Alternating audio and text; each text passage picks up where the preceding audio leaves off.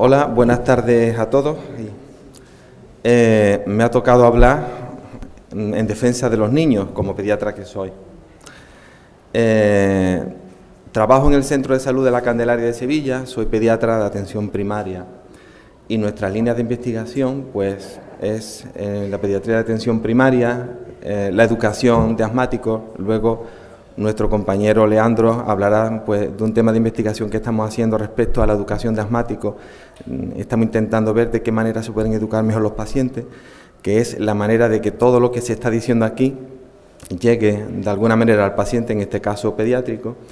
Y luego lo último que estamos abordando tímidamente pues la entrada en cuáles son los determinantes del asma en función de la contaminación ambiental. Y ya sin más dilación vamos a empezar.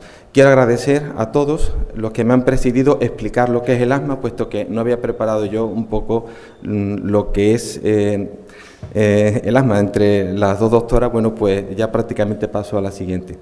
Hay una serie de preguntas que nos hacemos, sobre todo los pediatras, que tenemos muchos problemas a la hora de identificar el asma, es si un niño pequeño con síntomas de asma va a seguir teniendo asma en la vida adulta, es decir, si es un verdadero asmático. Si el asma es una enfermedad, un grupo de enfermedades, como ya se ha visto anteriormente en la sala, si el asma se da igual en todos los países, ya prácticamente se ha contestado previamente, pero veremos cómo se ha llegado a esa conclusión de que no.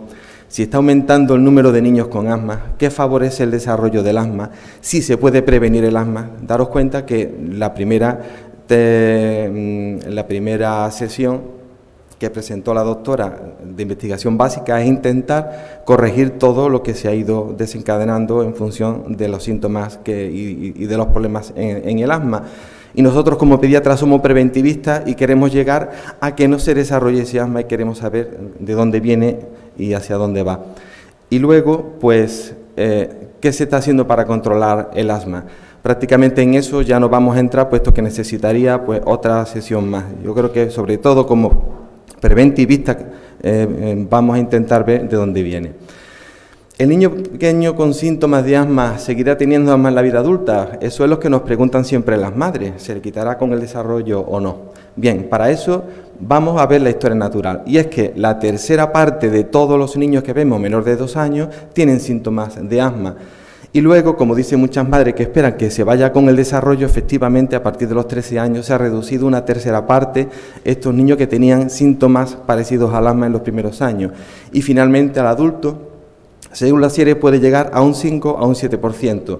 Nos interesa conocer cuál es este 5 o 7% de personas que verdaderamente tienen un asma. Para eso se necesitan estudios de cohorte, es decir, de seguimiento desde que se nace, incluso podemos decir desde el embarazo, nace el niño hasta que finalmente llega a la adolescencia. ¿Qué es lo que está pasando? Aquí pongo hasta la foto, porque es Fernando Martínez, el investigador principal que ha dado solución a todos estos aspectos. Su estudio empezó en el año 1980 y aún sigue dando datos.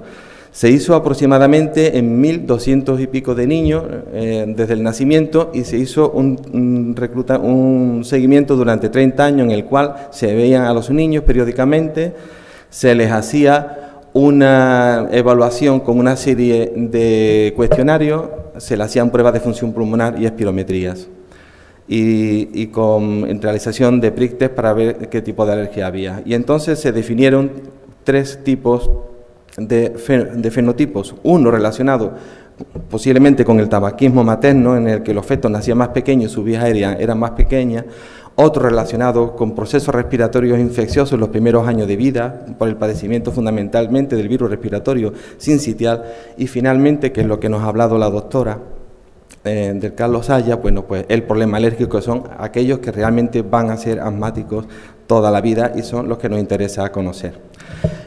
Resaltando la importancia de sus hallazgos, es que hay 3 tipos de procesos con distinta evolución en la primera infancia, que nos ha proporcionado pistas para diferenciarle con una serie de indicadores de cuáles son los diferentes procesos que dan lugar a ello, que el tabaquismo ambiental está directamente implicado y que la obesidad, sobre todo en la mujer en la edad puberal, es cuando puede desarrollar más problemas. A partir de este estudio se han generado muchos más estudios de seguimiento en Europa, son los estudios de cohorte europeo con más de 20 y tantos mil, incluso algunos con más de 100.000 niños nacidos y seguidos a lo largo del tiempo, como vemos en esta diapositiva, con una serie de años. Lo más importante de los que han empezado el estudio de Ibon, el ALSPAC, y el estudio de PIAMA, que es holandés. A propósito de todo esto, luego volveremos a ver por qué es importante conocer toda la evolución a lo largo del tiempo. Hay una pregunta que se nos hacemos, que es si se distribuye el asma por igual en todo el mundo. En esto ha sido el estudio ISAAC, realizado en más de 90 países, con 233 centros y más de 700.000 estudiantes de 13 y 14 años, y de niños de 6 a 7 años, 388.000. Y eso ha sido en cohortes transversales, no ha sido estudiado a lo largo del tiempo, sino en un momento dado cuántos niños manifiestan síntomas. Y estos síntomas se han preguntado pues en función de videocuestionarios, es decir, el problema de preguntar en 97 países distintos es el idioma. Entonces, una de las maneras es poner una representación visual de lo que es un ataque de asma, de cuántos problemas se están presentando, de tos y demás, y eso es lo que ha determinado esta seguridad de que el asma es diferente a lo largo de diferentes países. Esta diapositiva ya se ha presentado anteriormente, desde los anglosajones, que tienen prácticamente un 30 y tantos % de asma adulto, de asma de niños de 3 a 14 años, a los países del este, que tienen muy poquito, y España pues está situado en esta línea media, de aproximadamente un 10%. Entre la fase 1 y la fase 3, que ha consistido en hacer esos mismos cuestionarios, se ha comprobado que el asma ha aumentado en el tramo de edad, como se ha dicho anteriormente, de 6 a 7 años de edad. Y algo está pasando para que esté aumentando el asma en estos últimos años. ¿Qué favorece el desarrollo de este asma? Para eso se está recurriendo a estudios de genética por un lado y estudios ambientales. Concretamente, en estos estudios colaborativos europeos, ha aprovechado el consorcio Gabriel y ha realizado, fijaros, el genoma de más de 26.000 niños y adultos asmáticos y no asmáticos, donde se ha vigilado, donde se ha investigado 582.000 variantes genéticas distintas que podrían ser la clave de donde se está desarrollando el asma, realizando más de 15.000 millones de análisis. Es una brutalidad a la hora de llegar a saber qué es lo que está pasando. ¿Cuáles son los hallazgos del consorcio Gabriel? Pues identifica en una serie de cromosomas hasta 9 variantes anatómicas que podrían explicar el asma, pero tiene un problema, que es que no puede predecirse quién va a tener asma, que parece ser que los factores ambientales juegan un papel importantísimo, que habría que llegar a ellos, que el asma del adulto es diferente al de la infancia, y aquí es un tema en discusión, que las alergias podrían ser más bien una consecuencia de esa causa primigenia del asma, que da lugar luego que se produzcan sensibilizaciones por problemas en las vías de señalización de esta citoquina que anteriormente ha estado explicando la doctora. Es decir, sería cuestión de ver qué es lo que se debería de hacer para no llegar a tener todo este problema. Luego hay que investigar en el entorno ambiental. Y aquí hay estudios en el cual se identifican que la exposición prenatal al tabaco, bien sea de la madre o bien sea por tabaquismo pasivo, aumenta las infecciones respiratorias y el asma. Volviendo al estudio de Fernando Martínez, fijaros que prácticamente todos los niños que pitaban, los que tenían los de los 2 primeros años, los que les desaparecen a los 13 años, los que persisten hasta la edad adulta, pues sobre los que no pitaban, pues había un índice de tabaquismo mucho mayor. Y eso es un dato importante que hay que tener en cuenta a partir de ahora.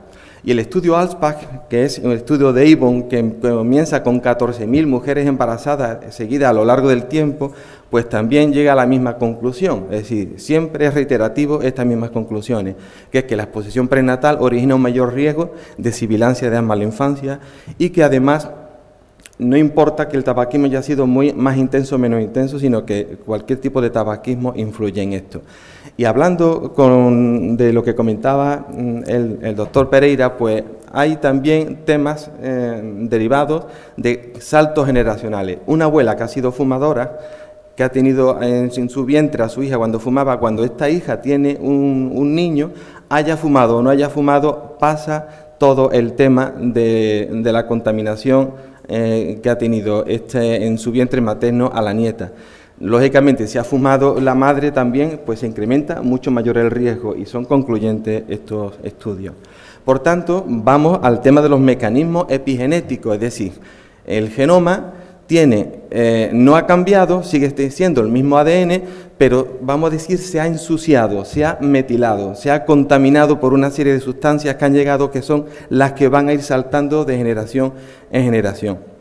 Y por tanto, la metilación de genes va a originar cambios en la función de estos genes que van a determinar pues, las diferentes funciones de las diferentes proteínas que determinan el funcionamiento general del organismo. No solamente en el asma, sino también en el cáncer. De hecho, la mayor parte por ejemplo, el carcinoma de mama no está en un asma, en un cáncer de tipo de tipo familiar, sino de tipo ambiental. Y son por fenómenos de este tipo que se están investigando.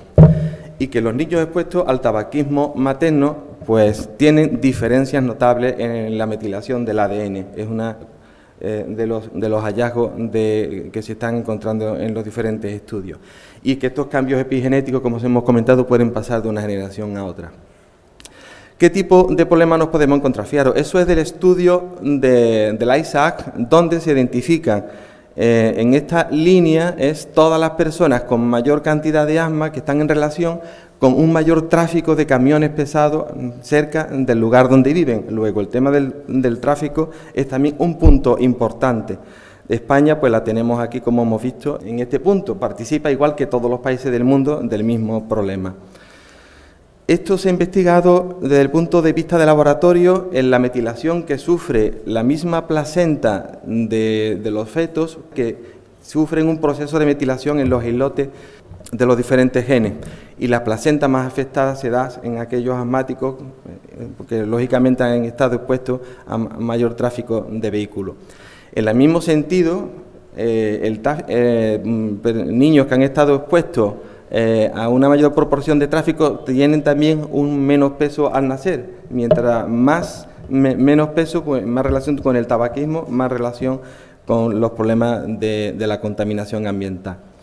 Y nuevamente, pues, ¿qué pasa con la carga de infecciones? Anteriormente, pues, se estaba hablando de la teoría higiénica del asma. En los lugares donde hay muchas más infecciones, predomina más el cambio al TH1, que, como decía la doctora, son vamos a decir, anticuerpos que van a defendernos de las infecciones, en contra de las TH2, que son las células que van más en relación a la alergia. Y efectivamente se ha comprobado que en aquellos lugares donde hay muchas endotoxinas bacterianas, es decir, mucha contaminación, por ejemplo en los establos donde están las vacas, donde están los animales, hay un menor índice de asma. Pero ¿qué pasa? Y esto se está valorando también cuando coinciden una zona rural de mucha contaminación, donde además hay un mayor paso de vehículos pesados, una mayor contaminación. ¿Qué creen que pueden pasar? ¿Se compensa? Pues no. Parece que lo que ocurre es que incluso hay una mayor incidencia de asma por la unión, en este caso de la endotoxina, que nos beneficiaba frente al tráfico. Y siguiendo en el tema de la prevención, ¿qué pasaría con la lactancia materna y el asma? Es otra de las cosas, es controvertido. Parece ser que, y estos son datos del estudio ISAAC, que son protectores el tomar lactancia materna en aquellas personas que no son alérgicas, además de países que tienen un nivel socioeconómico más bajo en relación a otros más altos. Y en los alérgicos no tiene efecto, al contrario de lo que se decía anteriormente. Esos son los datos epidemiológicos que se han encontrado en tantísimos miles de niños seguidos. Con respecto a la dieta, pues también hay que tener en cuenta que el aumento de grasas trans, como llevan todo el tema de la comida rápida, de hamburguesas y demás, incrementa la prevalencia del asma. En cambio, la dieta mediterránea la disminuye. Esto no significa que los países del área mediterránea tienen menos asma, no. Esto significa que las personas que están consumiendo una dieta mediterránea, pues tienen con menor frecuencia asma. Luego, esto es una de las cosas que tenemos que tener presentes también a la hora de cambiar nuestro estilo de vida. Y en cuanto a la hora de sol, pues también parece ser que tiene más relación el tener más horas de sol con menor prevalencia de asma. Son también datos del estudio ISAAC. Por tanto, el asma es muy complejo, como ya se ha dicho anteriormente, en las cuales pues interviene pues una serie de contaminantes y un estilo de vida, exposición solar y demás. Y por supuesto el tema de lo que es la genética, que solamente era capaz de predecir un 5% de lo que iban a ser asmáticos, cuando compara pues estos polimorfismos, estas determinaciones genéticas que se han realizado. Por tanto, el árbol genealógico de una familia se va a componer de las múltiples exposiciones a diferentes contaminantes y situaciones que se producen a lo largo de toda la vida. Y esto, bueno, pues de alguna manera luego tendremos que procurar el tratamiento de todo el resultado, de toda la genética a lo largo del tiempo, cuando deberíamos de intentar ver cómo vamos a ir cambiando esta situación a la que lleva pues el tema de la contaminación. Por tanto, más que pelearnos con la genética, tendríamos que ir a favor de ella. Los ámbitos de la prevención, en este caso, pues serían en el hogar, fundamental. Siempre pensamos que nos resuelvan los políticos las cosas, ¿no? En la comunidad, que es donde tendrían que intervenir los políticos, a nivel nacional y a nivel internacional. Podemos decir el protocolo de Kioto, ¿verdad?, que se está hablando últimamente, que hay países que no lo han firmado. Y esto, pues, de alguna manera puede estar influyendo muy negativamente en todo el mundo, ¿no?, si todo el mundo no pone su granito de arena. El efecto de la contaminación industrial se ha estudiado y se ha visto que un aumento de solamente 10 microgramos en las concentraciones de humo negro incrementa la mortalidad hasta un 0,8%, y que el total de partículas en suspensión también se asocia con un aumento en la mortalidad diaria. Se ha visto en un estudio del ambiente de Cartagena que la implantación de una vigilancia pues determina una disminución de la contaminación, y luego yo creo que esto se puede hacer no solamente en ciertas zonas, sino en todas las zonas. De hecho, tenemos repartido por toda Sevilla una serie de estaciones, y eso pasa en todas las capitales, en las cuales te están midiendo el óxido nitroso, el ozono, las partículas de pequeño calibre, de menores de 10 micras, que son las que están originando problemas, y en cambio no se pone en ningún ayuntamiento que yo sepa ningún tipo de medida para poner en marcha una serie de actividades de emergencia para el caso que se presente. Si sabemos lo que hay, pero no se está haciendo nada para saberlo. Este es un estudio del grupo del CREAL de Barcelona, de Jordi Sunyer, donde ellos determinan que disminuir la concentración de sustancias de 50 a 20 micras, pues beneficiaría en un año de 8.500 muertes, menos de 21.000 casos de bronquitis en niños y menos de 54.000 crisis asmáticas en niños, y estamos hablando solamente del área de Barcelona. Por tanto, tenemos que cambiar los estilos de vida, preferir lo que es la lactancia al pecho, como está diciendo este bebé, frente a la alimentación al biberón, cambiar nuestro estilo a la hora de comer.